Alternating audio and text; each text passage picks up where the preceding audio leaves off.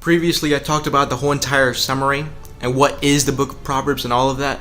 Now moving on to the actual story, to the actual wisdom. Not my words, I'm carrying these words. So starting from verse 1 through verse 6. The Proverbs of Solomon, the son of David, king of Israel, to know wisdom and instruction, to perceive the words of understanding, to receive the instruction of wisdom, justice, and judgment, and equity, to give subtlety or prudence to the simple, to the young man knowledge and discretion. A wise man will hear and will increase learning, and a man of understanding shall attain to wise counsels. To understand a proverb, and in the meaning or interpretation the words of the wise, and their dark sayings. And keep in mind that dark sayings is another word of saying deep sayings, because these words are deep and you have to think about it greatly.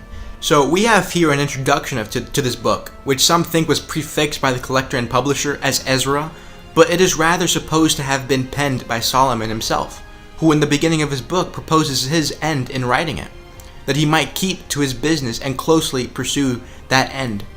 We are here told who wrote these wise sayings. They are the Proverbs of Solomon, the wisdoms of Solomon. His name signifies peaceable, and the character both of his spirit and of his reign answer to it both were peaceable.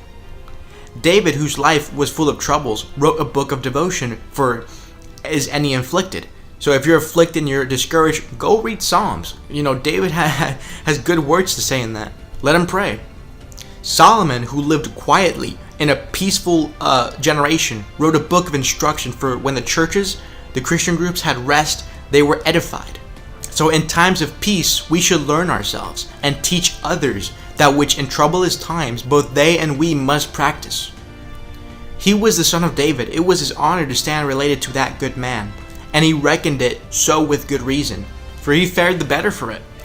He had been blessed with a good education, and many a good prayer had been put up for him, the effect of both which appeared in his wisdom and usefulness. The generation of the upright are sometimes thus blessed, that they are made blessings, eminent blessings in their day.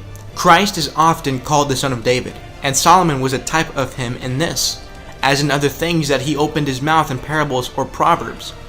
He was the king of Israel, a king, and yet it was no disparagement to him to be an instructor of the ignorant, and a teacher of babies. King of Israel, that people among whom God was known and his name was great among them, he learned wisdom, and to them he communicated it.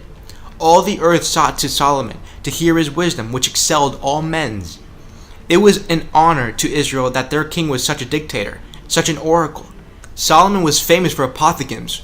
Every word he said had weight in it, and something that was surprising and edifying.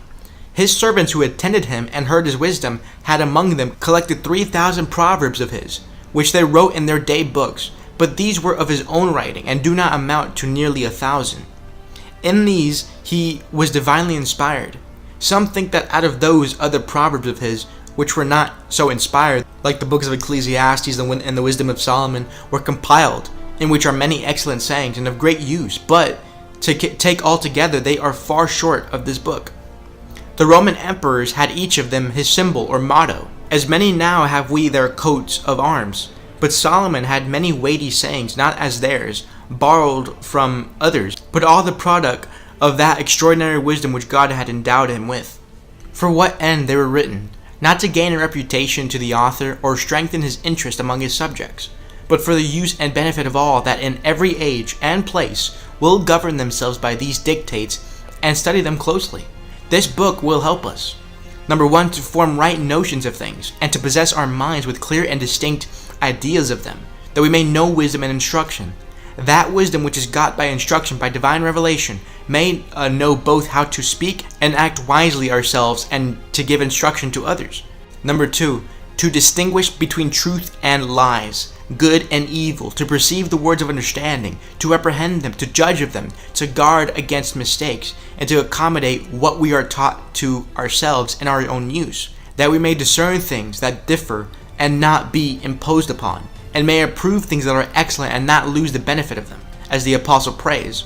Number 3, to order our conversation or a manner of life correctly in every things. This book will give, that we may receive the instruction of wisdom, that knowledge which will guide our practice in justice, judgment, and equity, which will dispose us to render to all their due, to God the things that are God's, in all the exercises of religion, and to all men what is due to them, according to the obligations which by relation, office, contract, or upon any other account, we lie under to them.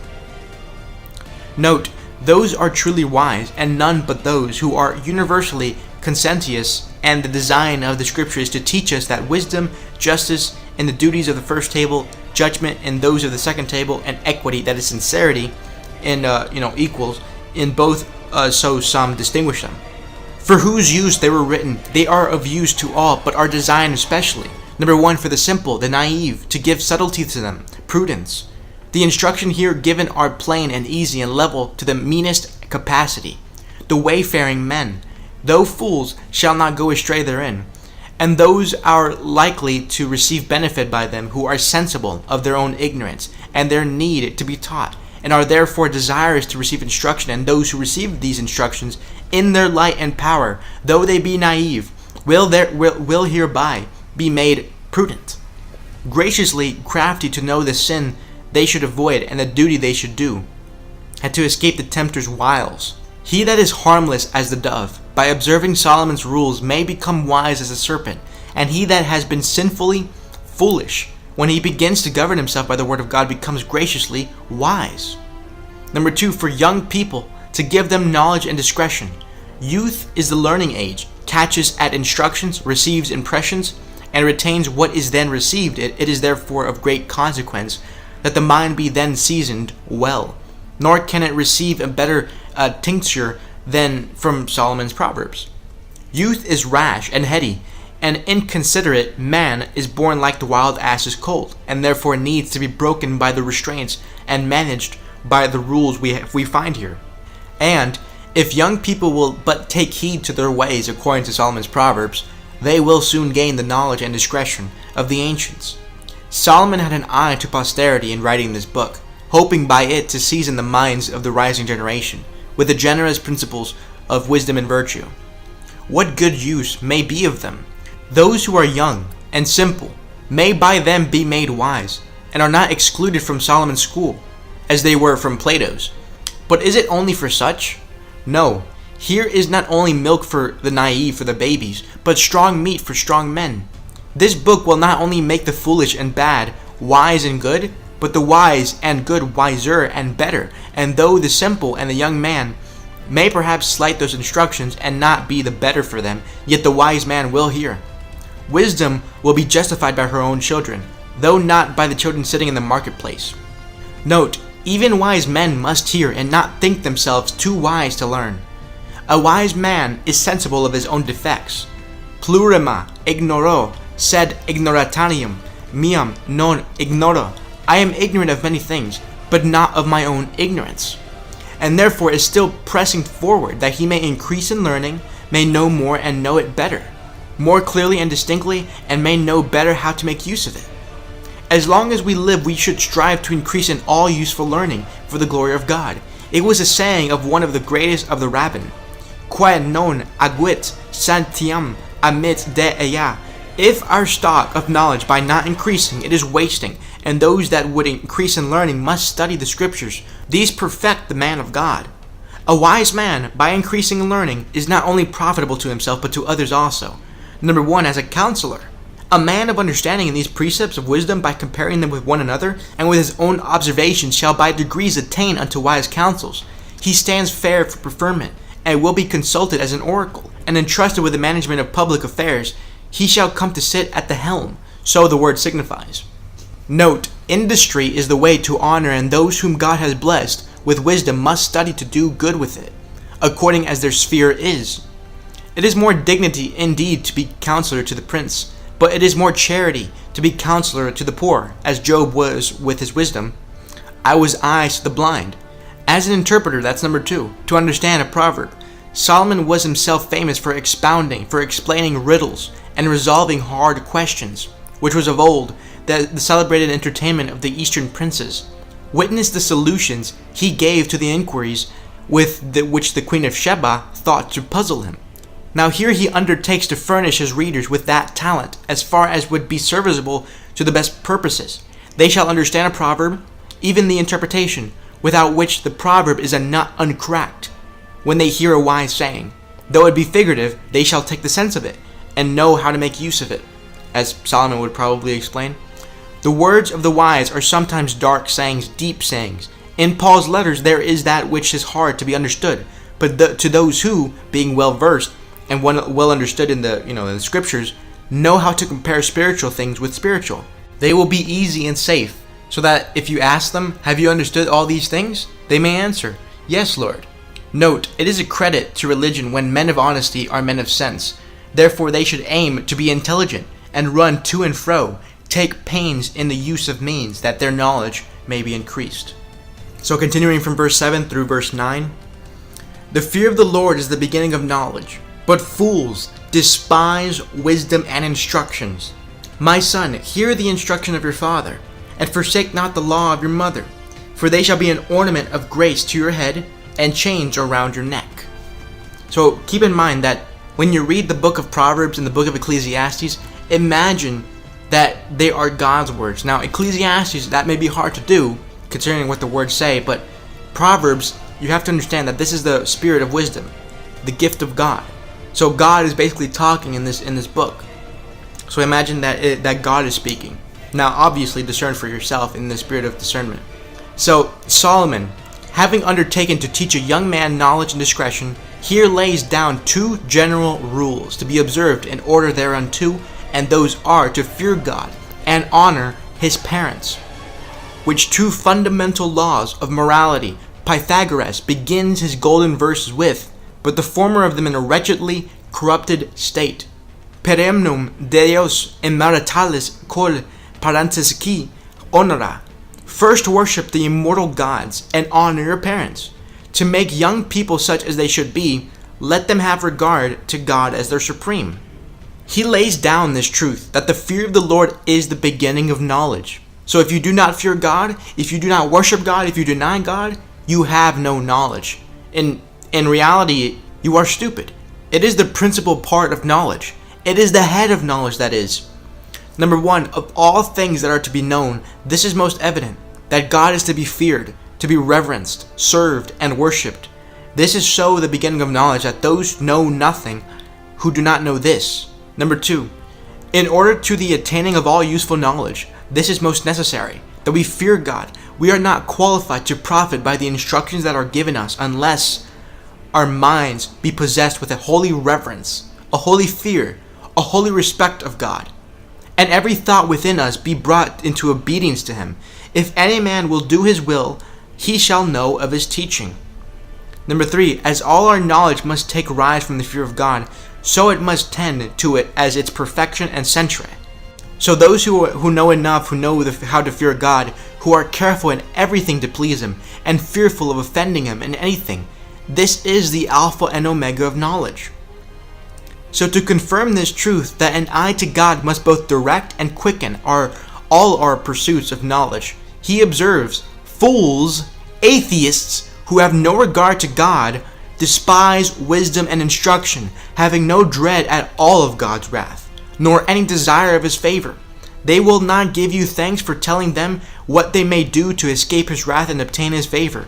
So in a way, atheists, quote-unquote atheists, even though they don't exist because everyone believes in God, according to Romans, atheists, or people who do not fear God in general, they are worse than demons. Why? Because remember, demons believe and tremble. They tremble. That's obviously not doing them any good, but atheists and people who do not fear God in general, they are worse than demons because they do not fear God.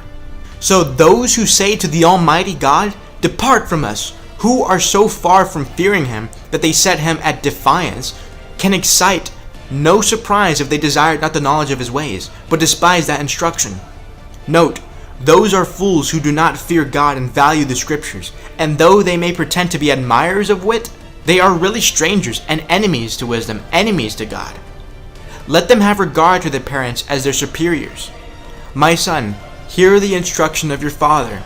He means not only that he would have his own children to be observant of him and what he said to them, nor only that he would have his pupils and those who came to him to be taught, to look upon him as their father and attend to his precepts, with the disposition of children, but that he would have all children to be dutiful and respectful to their parents, and to conform to the virtuous and religious education which they give them, according to the law of the fifth commandment. He takes it for granted that parents will, with all the wisdom they have, instruct their children, and with all authority they have, give law to them for their good. They are reasonable creatures, and therefore we must not give them law without instruction. We must draw them with the cords of a man. And when we tell them what they must do, must tell them why. But they are corrupt and willful, and therefore with the instruction there is need of law. Abraham will not only catechize, but command his household. Both the father and mother must do all they can for the good education of their children, and all little enough to teach them justly and righteously. So he charges children both to receive and to retain the good lessons and laws their parents give them, to receive them with readiness. Hear the instruction of your father. Hear it and heed it. Hear it and bid it welcome, and be thankful for it, and subscribe to it. To retain them with resolution. Forsake not their law. Think not that when you are grown up and no longer under tutors and governors, you may live at large. No, the law of your mother was according to the law of your God, and therefore it must never be forsaken. You were trained up in the way in which you should go, and therefore when you are old, you must not depart from it. Some observe that whereas the Gentiles' ethics and the laws of the Persians and Romans provided only children should pay respect to their father, the divine law secures the honor of the mother also. So he recommends this as that which is very graceful and will put honor upon us. The instruction and laws of your parents carefully observed and lived up to shall be an ornament of grace unto your head, such an ornament as is in the sight of God of great price, and shall make you look as great as those that wear gold chains around their necks. Let divine truths and commands be to us a coronet, or a collar of SS, which are badges of first-rate honors. Let us value them, and be ambitious of them, and then they shall be so to us. Those are truly valuable, and shall be valued, who value themselves more by their virtue and piety than by their worldly and wealth and dignity. Now that's the explanation of the fear of the Lord and the fear of parents.